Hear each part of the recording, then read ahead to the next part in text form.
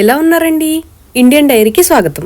భారతీయ సమాజాన్ని చిన్నాభిన్నం చేయటం కోసం కొంతమంది విదేశీ శక్తులు చేసిన కుట్రే కులం. సమూలంగా పరిశీలించినట్టయితే భారతీయ సమాజాన్ని ఋషులు 4 వర్ణాలుగా విభజించి ఉన్నారు. ఆ 4 వర్ణాలను విరాట్ పురుషునితో సమాన అంగాలని చెప్పి ఉన్నారు. అవేంటంటే మేధస్సుకు నిలయమైన శిరస్సు నుండి బ్రహ్మజ్ఞానులు, శాస్త్రానికి నిలయమైన బాహువుల నుండి శాస్త్రవ్యులు, వర్తక వాణిజ్యాలకి వైశ్యులు, శ్రమశక్తికి శూద్రులు. ఇలా సమాజాన్ని 4 వర్ణాలుగా అభివర్ణించి ఉన్నారు. సమాజ స్థితిగతుల్ని బట్టి, శూద్రులను చేసే వృత్తిని బట్టి వివిధ వృత్తికారులు పుట్టుకొచ్చారు. విరాట్ స్వరూపం విష్ణుమూర్తిదైతే సంపదకు నిలయమైన లక్ష్మీదేవి పాదాల వద్దనే ఉంటుంది. అంటే సమాజ స్థితిగతిని మార్చే శూద్రులే లక్ష్మీ స్వరూపులు. ఇక్కడ శూద్రుల వద్దే లక్ష్మీదేవి ఉంటుంది. అంటే శూద్రులకు ఇచ్చిన ప్రాముఖ్యత సంపద సృష్టికర్తలు. ప్రతి మనిషి ఆశీర్వాదం తీసుకునేటప్పుడు తమ పెద్దల పాదాలకు ప్రణామం చేస్తారు. అంటే శూద్ర శక్తికే నమస్కారం చేస్తారు. విదేశీ శక్తులు హీనంగా భావింపజేసిన పాదాలకే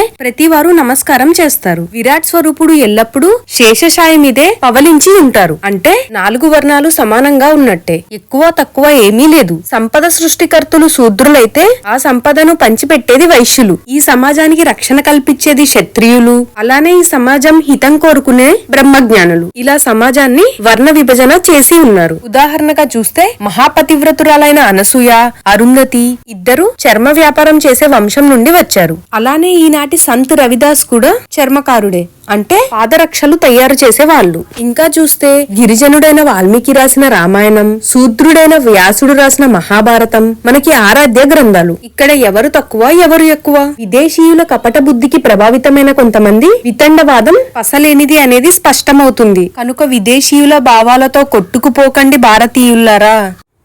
నా ఛానల్ని సబ్స్క్రైబ్ చేసుకోరా అండి ప్లీజ్. అండ్ అలా నోటిఫికేషన్స్ ఆల్లో పెట్టుకోండి. అండ్ లైక్ చేయండి, షేర్ చేయండి, కామెంట్ చేయటం మర్చిపోకండి. థ్యాంక్స్ ఫర్ వాచింగ్ అండి.